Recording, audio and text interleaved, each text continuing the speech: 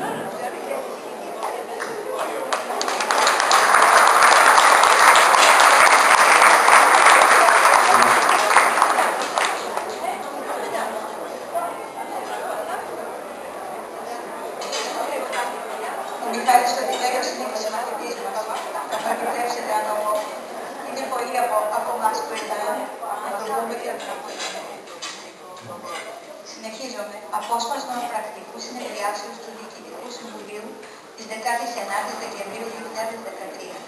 Σύμφωνα με πρόταση του Προέδρου της Ενώσεως Ανδρείων, απονέμεται τιμητική πλακέτα στον αξιότιμο κύριο Παντελή Πούλια, σκηνοθέτη.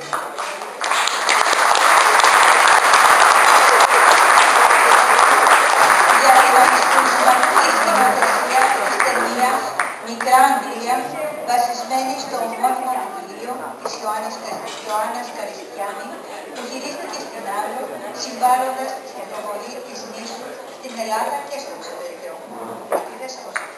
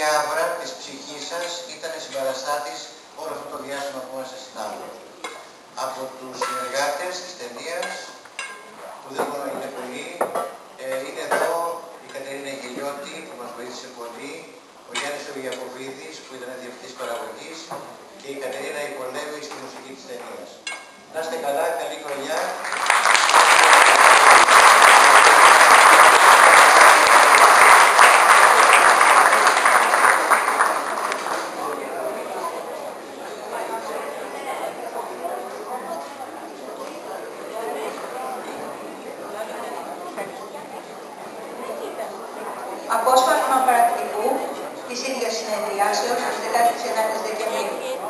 Σύμφωνα με πρόταση του Προέδρου της Ενώσεως Ανδρείων, απονέμεται τιμητική πλακέτα στην αξιότιμη κυρία Εκατερίνη Σίγμα Πολέα, μουσικό, για την επιτυχή της πορεία ως ανερχόμενη μουσικός και για τη μουσική επένδυση της ταινίας Μικρά Αγγλία του Παντελή Βούλγαρη.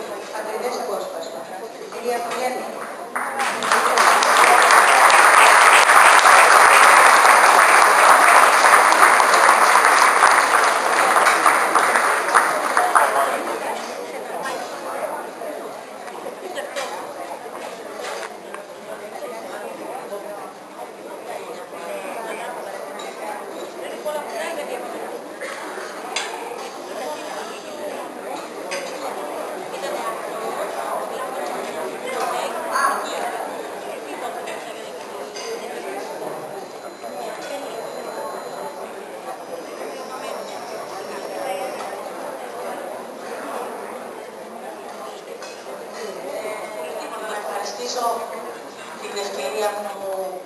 μου έδωσαν πρώτα οι γονείς μου να κάνω αυτό που θέλω και μετά τον κύριο Παντελή που με επέλεξε να είμαι σύντροφος στην ταινία του και μετά εσάς που πήγατε να τη δείτε. Ήταν μεγάλη χαρά, τιμή και η αγάπη μου στον κινηματογράφο άρχισε και τώρα δεν ξέρω πού θα πάει. Να είστε καλά και καλή χρονιά.